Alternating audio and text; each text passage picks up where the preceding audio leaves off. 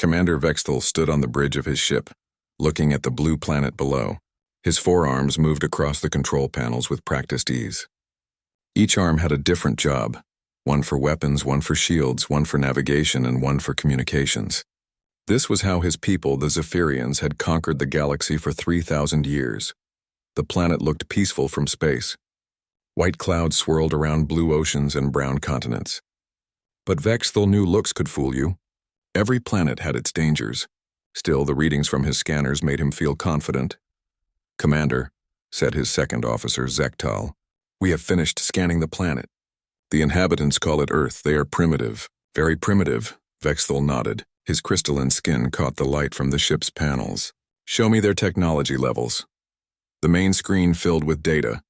Chemical rockets, basic energy weapons, simple computers, nuclear weapons that were crude and dangerous to use. Vexthal had seen this pattern hundreds of times before. A young species barely out of their home system, with weapons that could hurt themselves more than their enemies. Category 3. Primitives, he said. Standard conquest protocol applies. We land, we demand surrender. They submit, or we destroy them. Simple. But something nagged at him. The humans had detected his fleet 3 days ago. Most primitive species either tried to hide or sent panicked messages begging for peace.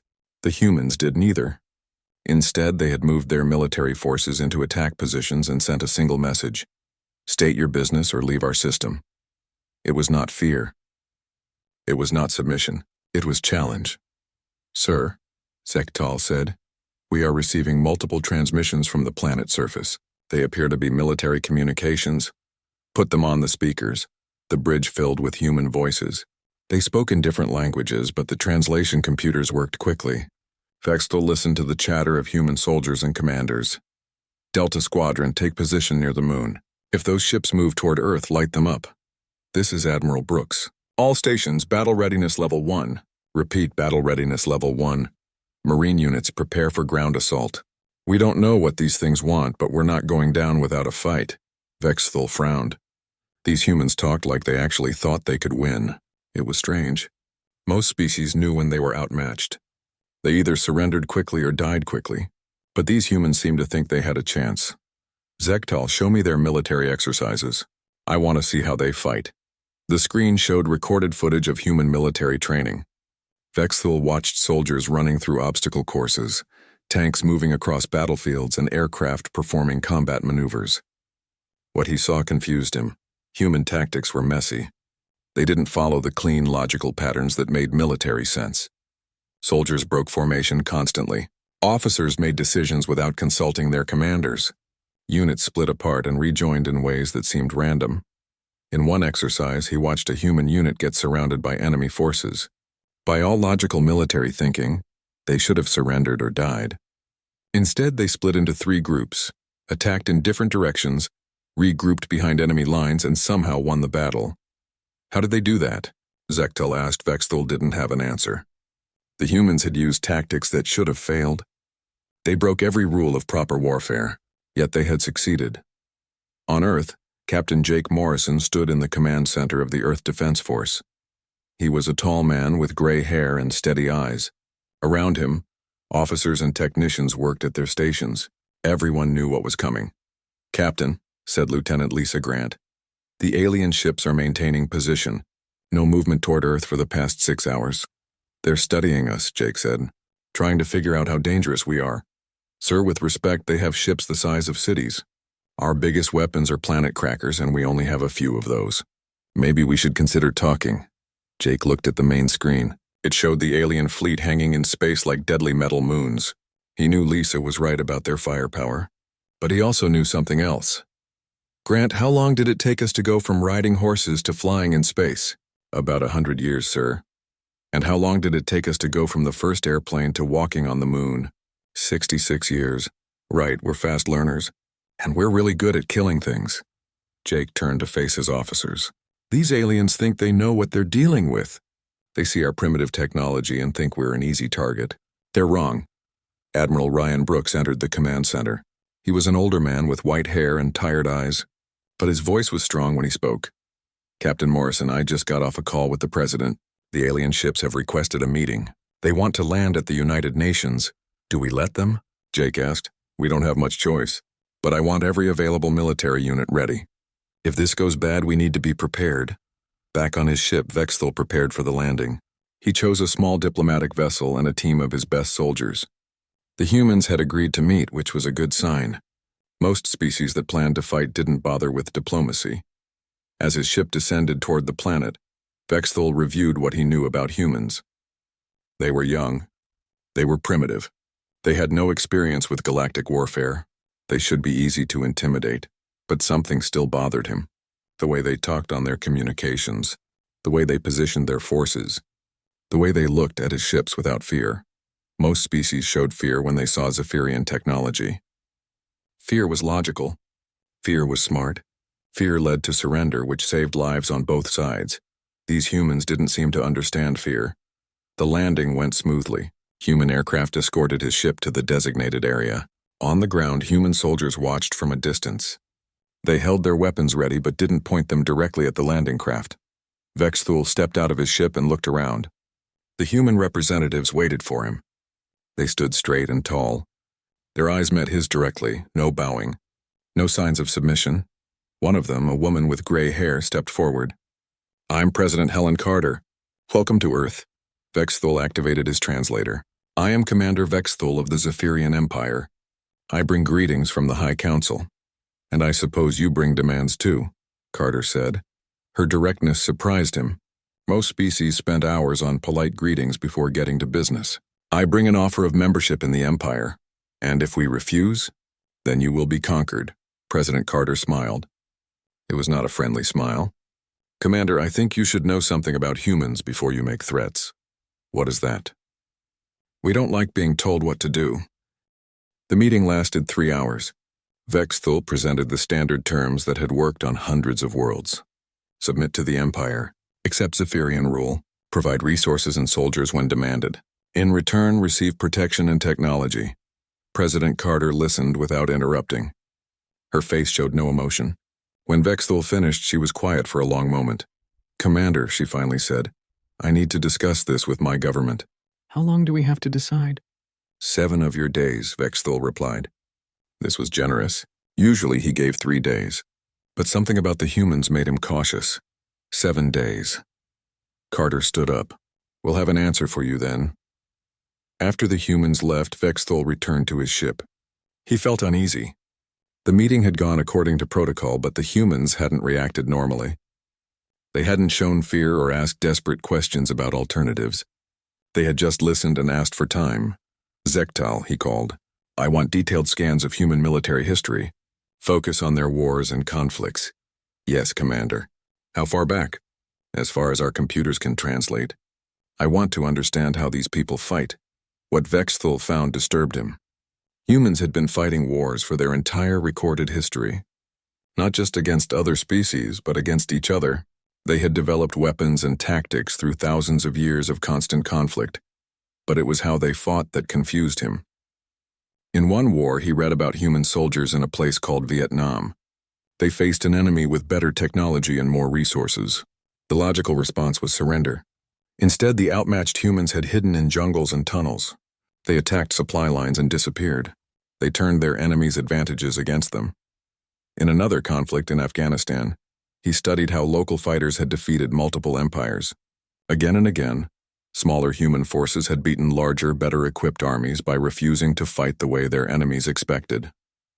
Commander, Zektal said, interrupting his reading. We're receiving a transmission from Earth. Already? It's only been 2 days. The transmission was from President Carter. Her image appeared on the main screen. Behind her, Vexthul could see human military officers and officials. Commander Vexthul, Carter said, we have discussed your offer. Our answer is no. We will not submit to the Zephyrian Empire. We choose to remain free. Vexthul had expected this. Then you choose war. No, Commander. We choose neither submission nor annihilation. We choose to fight. The transmission ended. Vexthul stared at the blank screen.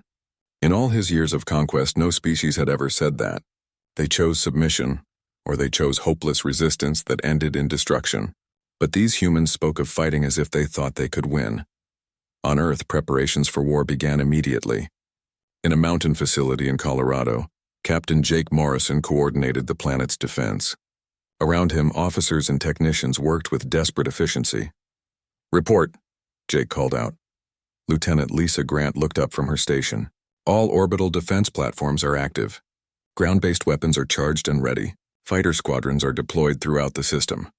What about the civilian evacuations?" "Proceeding on schedule. Major population centers will be empty within 48 hours. Jake nodded. The plan was simple in concept but complex in execution. The humans couldn't match Zephyrian firepower in direct combat, so they wouldn't fight directly. They would evacuate the cities, go underground, and make the aliens fight for every meter of ground. Across the planet, human forces prepared for war. Sergeant Danny Torres led his squad through final weapons checks. They carried modified equipment, human weapons upgraded with components salvaged from Zephyrian scout ships that had been shot down during the initial encounters. "Listen up," Danny told his men. "These aliens think they know how war works. They've conquered hundreds of planets using the same playbook. Orbital bombardment, ground assault, occupation. Clean and simple. So what do, Sarge?" asked Private Collins. "We throw out their playbook. We don't fight clean. We don't fight simple. We fight like humans." In a laboratory complex beneath the Rocky Mountains, Dr. Amy Powell worked with a team of scientists and engineers. They had been given fragments of Zephyrian technology captured from the destroyed scout ships. Their job was to understand it and find weaknesses. "The metal composition is unlike anything we've seen," Amy told her team, "but it's not indestructible. Look at these stress patterns." She pointed to marks on a piece of alien armor. "They're designed for energy weapons and explosive impacts. But see these microfractures? They appear when the metal is subjected to rapid temperature changes. So we hit them with fire and ice?" asked her assistant, something like that. "We need to think creatively. These aliens are used to fighting enemies who use similar technology. They're not prepared for improvisation." Above Earth, Vexthal began the attack. Orbital bombardment was the standard opening move. Destroy military installations, communication centers, and government buildings. Leave the population demoralized and leaderless. But when the energy beams struck Earth's surface, they hit empty buildings. The humans had evacuated everything of value. Instead of destroying the enemy's capability to fight, the bombardment had destroyed empty concrete and steel. "Commander," Zektal reported, "our scans show minimal casualties. The humans appear to have evacuated their cities before we began the bombardment." "How did they move so many people so quickly?" "Unknown, sir. But our intelligence suggests they have extensive underground facilities." Vexthal studied the tactical displays. The humans had scattered their forces across the planet. Instead of concentrating their military power to defend key locations, they had spread out into small units. It was the opposite of standard military doctrine. The first ground assault came at dawn. Zephyrian dropships descended toward Earth's surface, carrying elite troops and heavy equipment. They targeted what appeared to be a human military base in the desert. The base was empty except for a few soldiers who immediately retreated. But as the Zephyrian forces advanced, the desert around them erupted. Hidden human fighters emerged from concealed positions, attacking with modified weapons and improvised explosives. Sergeant Danny Torres led the ambush. His squad had spent days preparing the battlefield, laying traps and creating hiding places. When the aliens landed, they walked into a carefully planned nightmare. "Now," Danny shouted. Explosions rocked the alien formation. Human fighters appeared from underground bunkers behind artificial rocks and from camouflaged vehicles. They fired rapidly, moved constantly, and disappeared before the aliens could respond effectively. The Zephyrian soldiers were trained for conventional warfare. They expected enemies to hold positions, fight from fortified locations, and follow predictable tactics. Instead, they faced opponents who attacked and vanished like ghosts.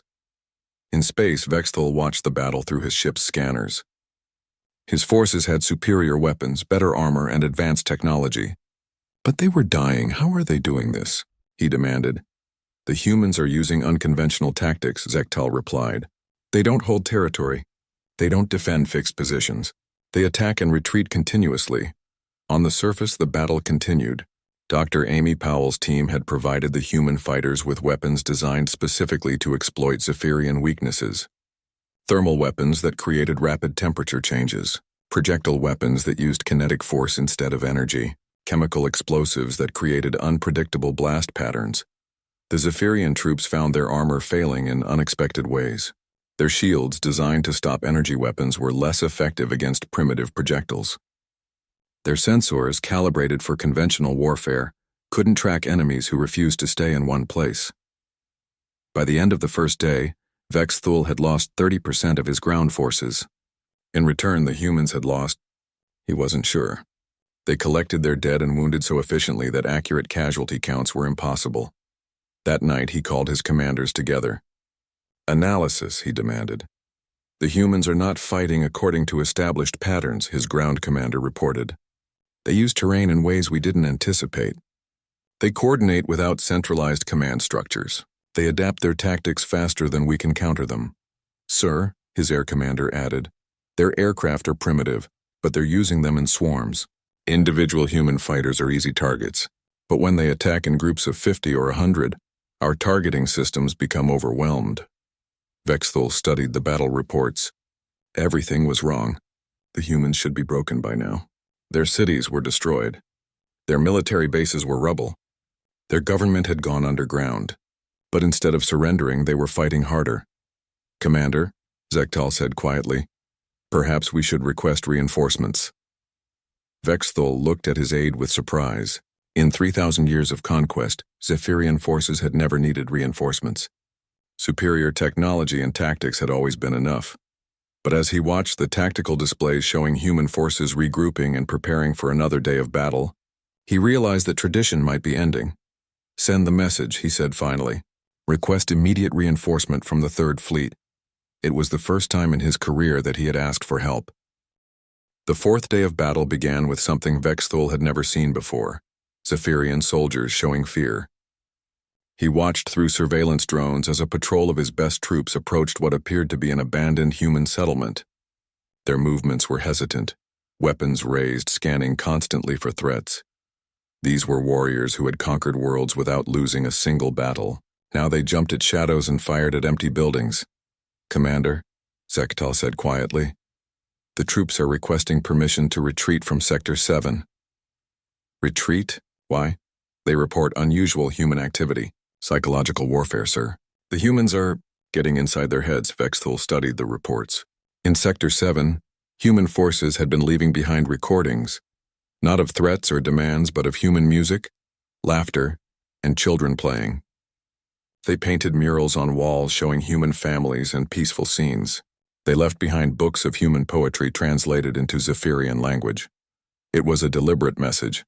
You are trying to destroy people who love, create, and hope.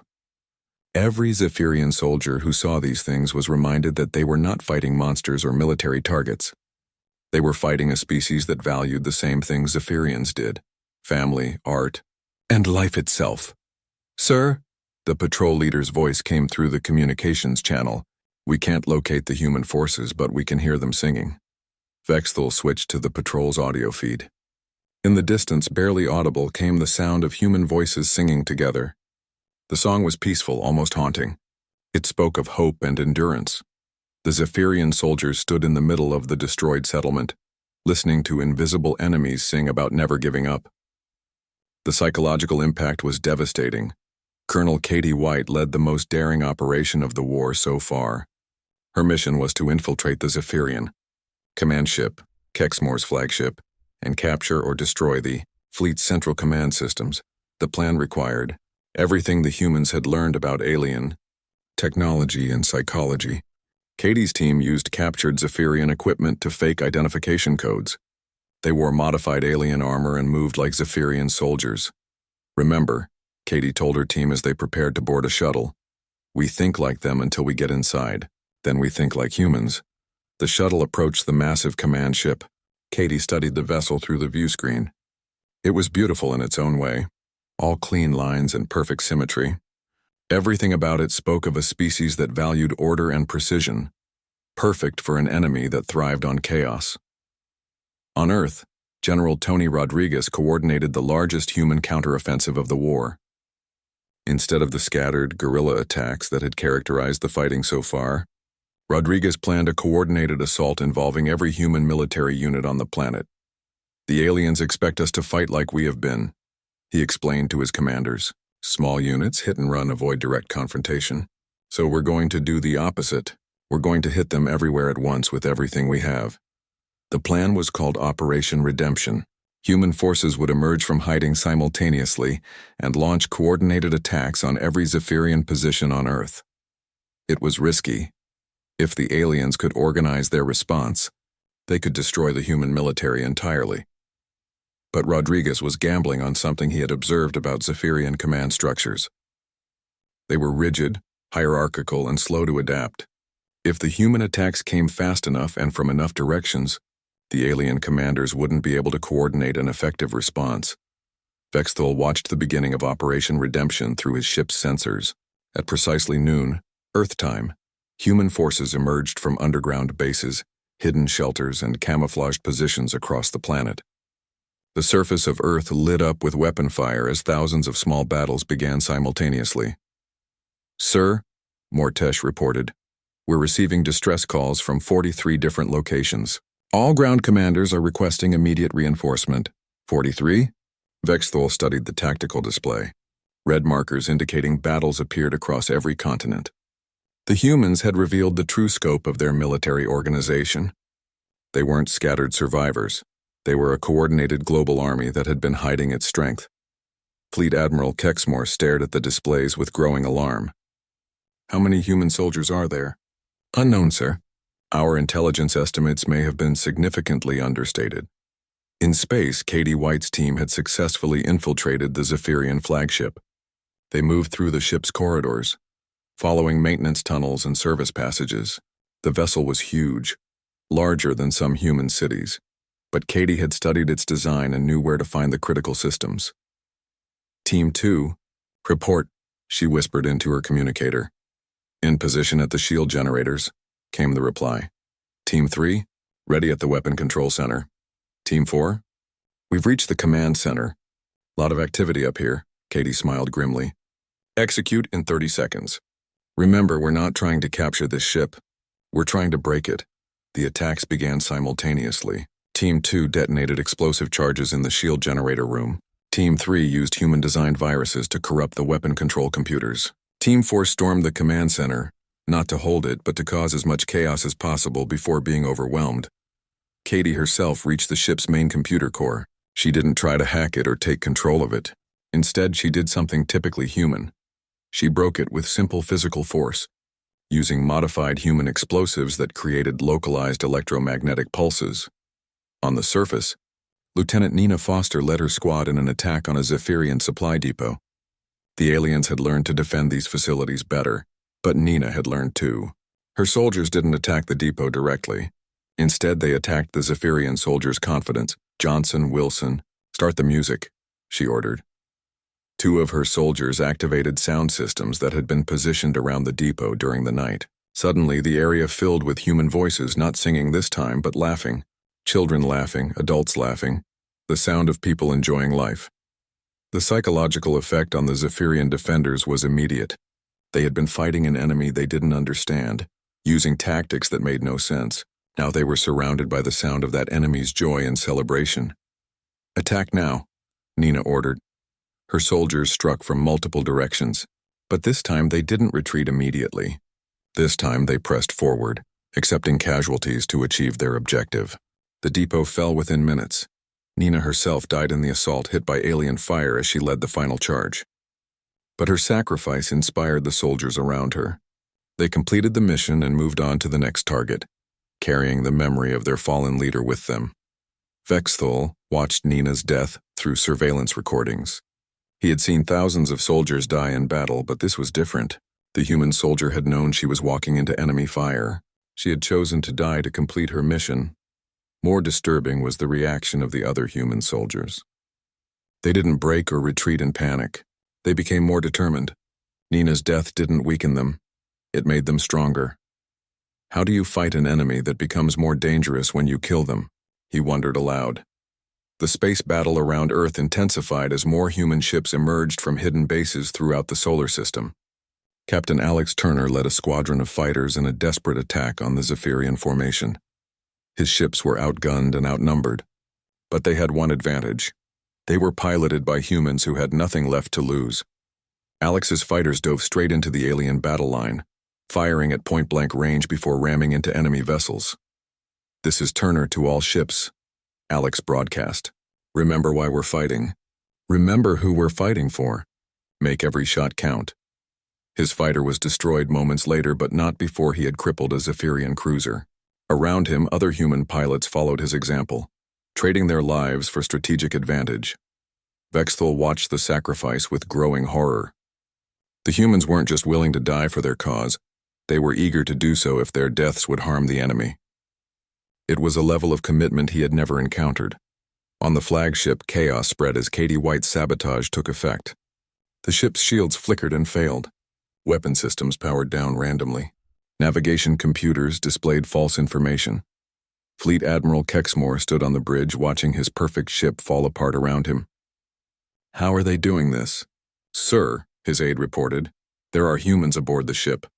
They've infiltrated multiple critical systems. Find them and kill them." "We're trying, sir, but they're not fighting to escape. They're fighting to cause maximum damage. Every time we corner a group, they detonate explosives." Kexmore realized with growing alarm that the humans weren't trying to capture his ship. They were trying to destroy it, even if it meant their own deaths. It was suicidal, and devastatingly effective. Back on Earth, the results of Operation Redemption were becoming clear. Human forces had achieved their objectives across the planet. Supply depots were destroyed. Communication centers were offline.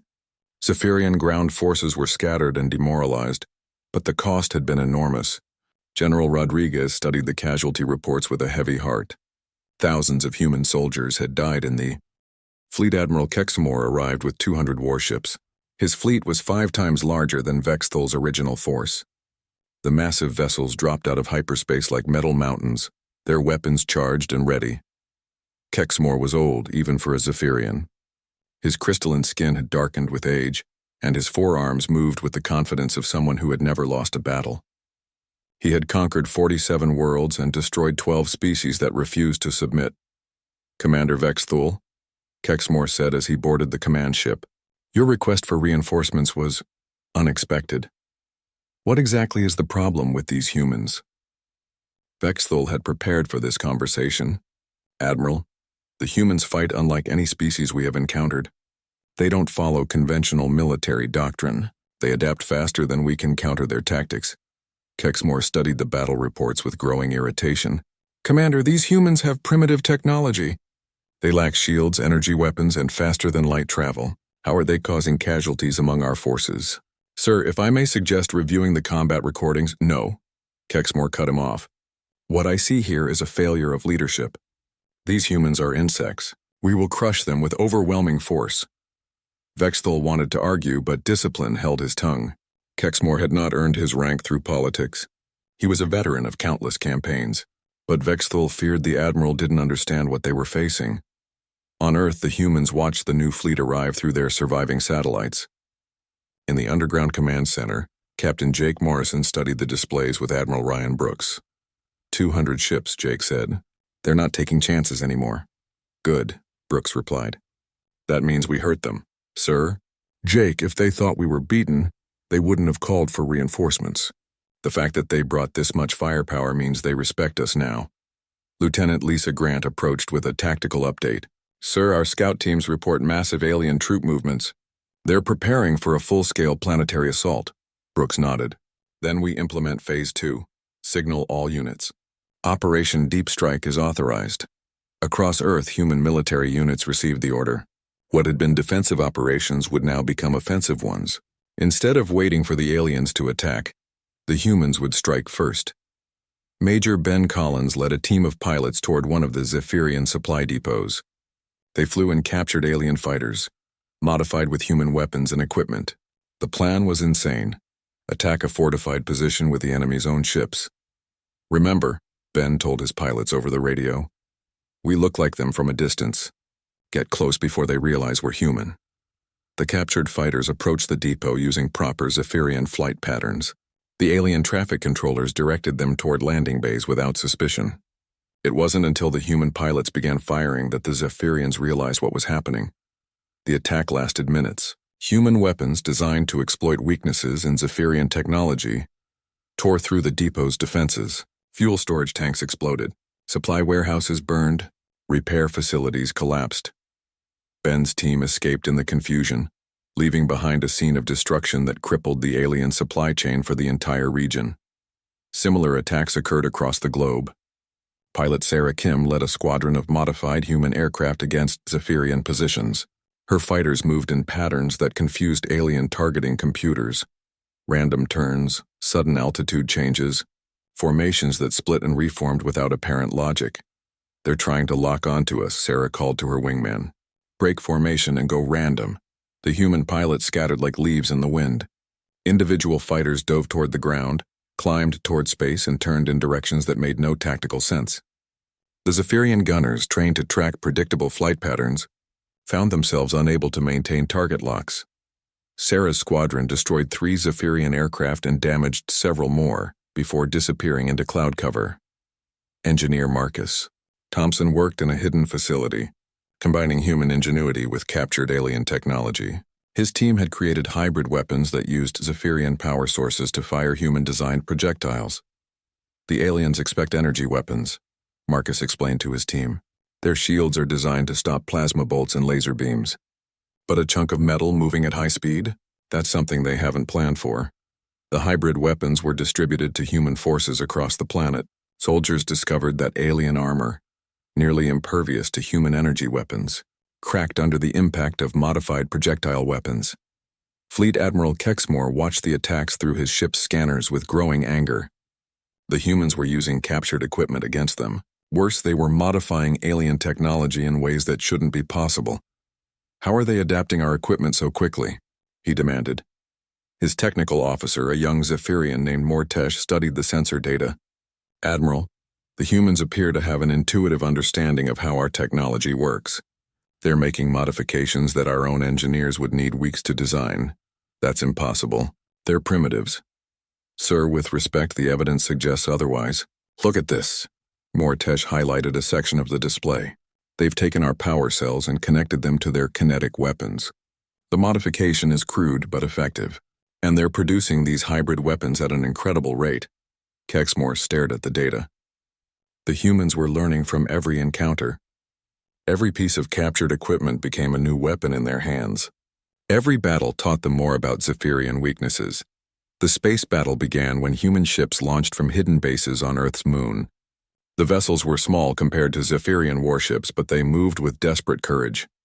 Captain Susan Davis commanded the human flagship. It was built from salvaged alien technology and human engineering. The ship had no shields and limited armor, but it carried weapons designed specifically to damage Zephyrian vessels. "All ships, attack Formation Delta," Susan ordered. "Target their weapon systems first. If we can't destroy them, we'll make them unable to fight back." The human fleet attacked in waves. Small groups of ships would dart in, fire their weapons, and retreat before the aliens could respond effectively. It was the space equivalent of guerrilla warfare. Vexthol watched the battle from the command ship.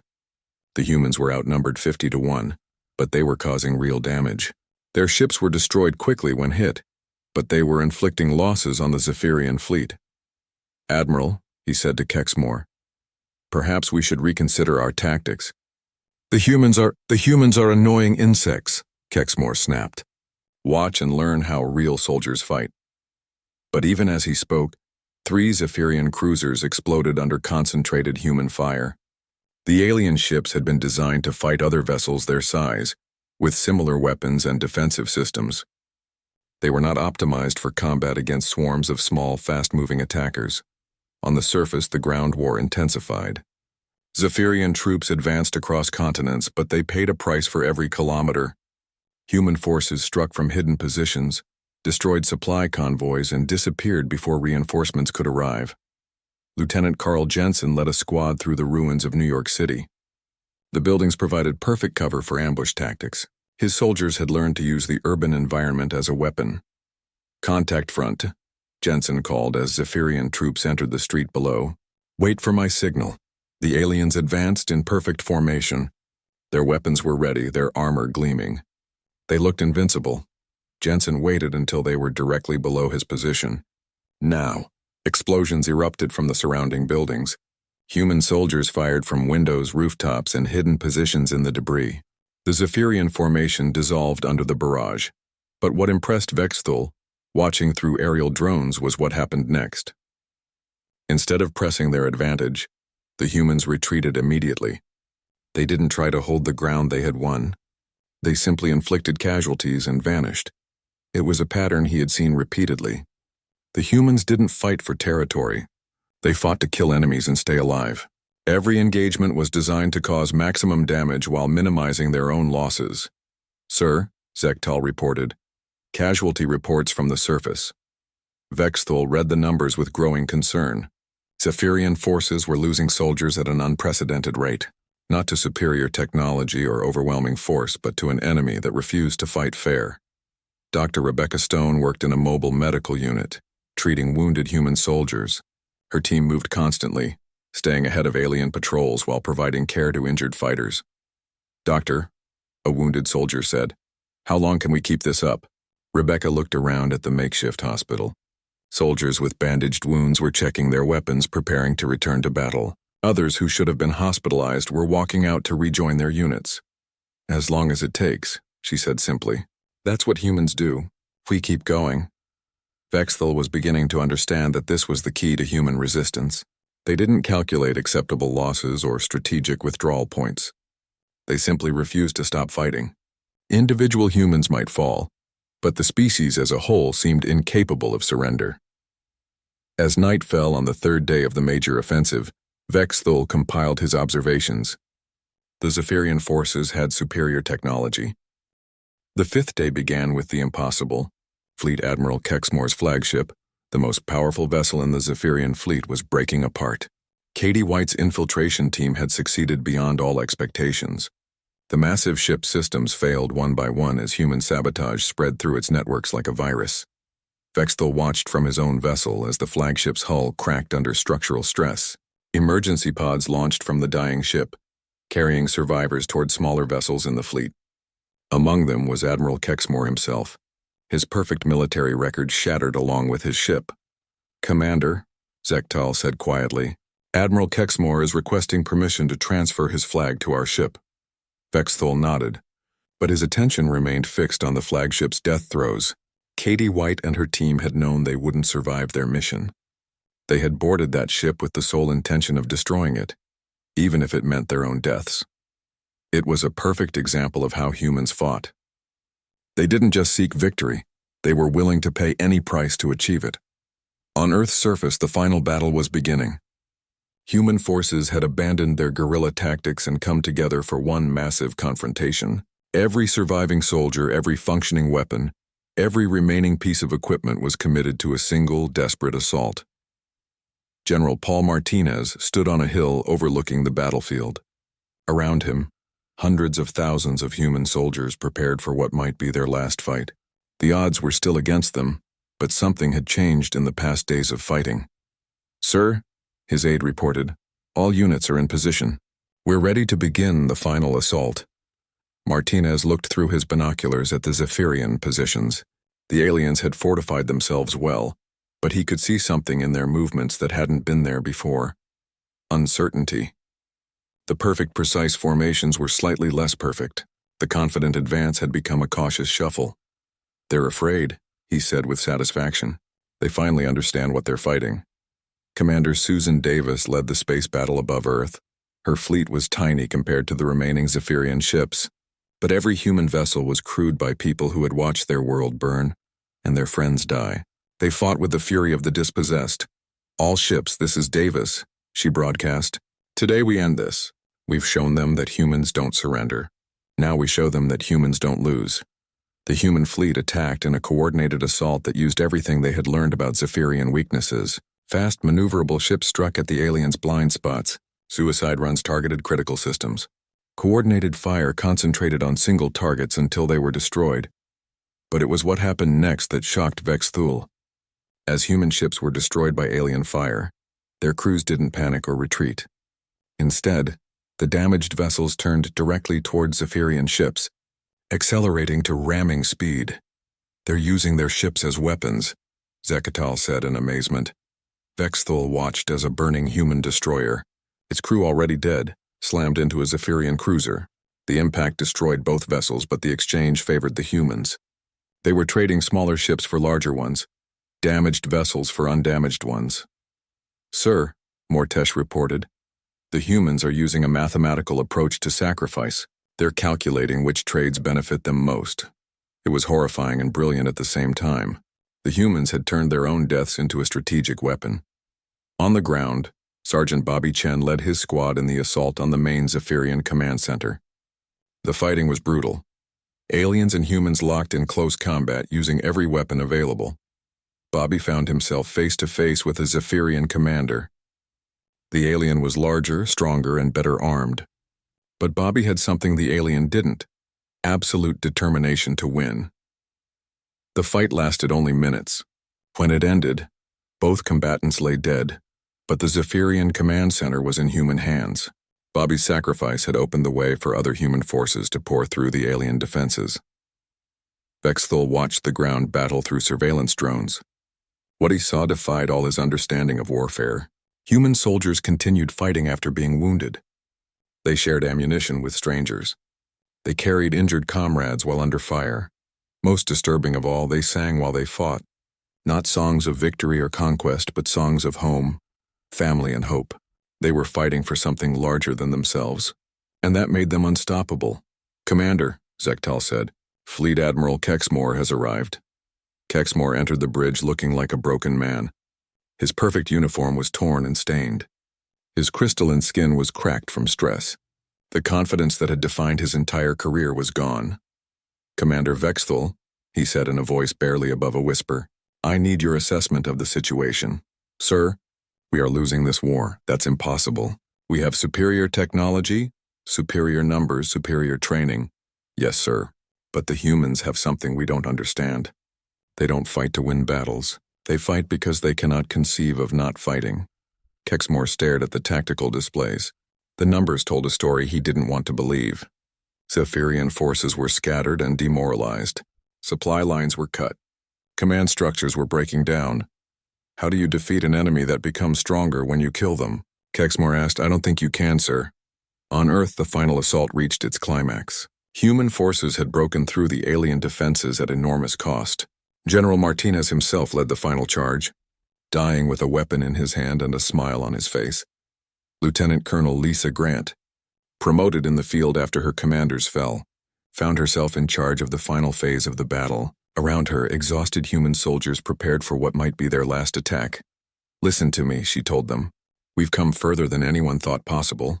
We've made them fear us. We've shown the galaxy that humans don't surrender. Whatever happens next, we've already won the only victory that matters." The soldiers around her straightened their shoulders and checked their weapons. They were ready. The attack began at dawn. Human forces emerged from cover and charged across the battlefield toward the remaining Zephyrian positions. There was no subtlety, no clever tactics. Just human beings running toward their enemies with determination that bordered on the supernatural. Vexthul watched the charge through his ship's cameras. It should have been suicide. The humans were outnumbered and outgunned, but somehow incredibly they were winning. Zephyrian soldiers, faced with enemies who refused to fall back even when mortally wounded, began to break. Some retreated. Others simply stopped fighting. A few threw down their weapons and surrendered. "Sir," Mortesh reported with disbelief, "ground forces are requesting permission to withdraw." "Withdraw?" Kexmore stared at the displays. "From primitives with chemical weapons?" "Sir, the humans have broken our forward positions. They're advancing on all fronts. Our soldiers they're afraid." For 3,000 years, Zephyrian forces had never requested permission to retreat from an inferior enemy. The concept didn't exist in their military doctrine. But as Kexmore watched, group after group of his soldiers abandoned their positions rather than face the advancing humans. In space, Commander Susan Davis pressed her attack against the remaining alien fleet. Her ships were falling one by one, but each loss took Zephyrian vessels with it. The mathematics of mutual destruction favored the desperate over the cautious. "Davis to all remaining ships," she broadcast. "We're not going to survive this battle, but neither are they. Make your deaths count." Her own ship, damaged beyond repair, turned toward Vexthul's vessel. Susan accelerated to maximum speed, intending to ram the alien command ship. Vexthul watched death approach and felt something he had never experienced before: respect for an enemy. Evasive maneuvers, he ordered, but there was no escape. Susan's ship struck his vessel's port side, tearing through armor and hull. Both ships survived the impact, but barely. Vexthul found himself floating in zero gravity as his ship's systems failed around him. Through a hole in the hull, he could see Earth below, the blue planet that had taught his species the meaning of defeat. Fleet Admiral Kexmore made a decision that had never been made in Zephyrian history. Standing on the bridge of a dying ship surrounded by reports of military disaster, he spoke the words that ended the war. All units, this is Fleet Admiral Kexmore. Commence full withdrawal. Repeat, all Zephyrian forces are to withdraw from the Sol system immediately. Sir? His aide asked in confusion. We still have superior numbers. We could— No. Kexmore's voice was final. We cannot defeat these humans. Not because we lack the weapons, but because they refuse to be defeated. Continuing this war will only result in the destruction of both our species. The withdrawal began within hours. Zephyrian ships that had arrived to conquer Earth now fled the system in disorder. Many were damaged. All were demoralized. The mighty fleet that had conquered hundreds of worlds had been broken by humans with primitive technology and unlimited determination. Vexthul survived the crash of his ship on Earth's surface. Human rescue teams found him in the wreckage and, instead of killing him, provided medical care. It was his final lesson in human nature. They could show mercy even to enemies who had tried to destroy them.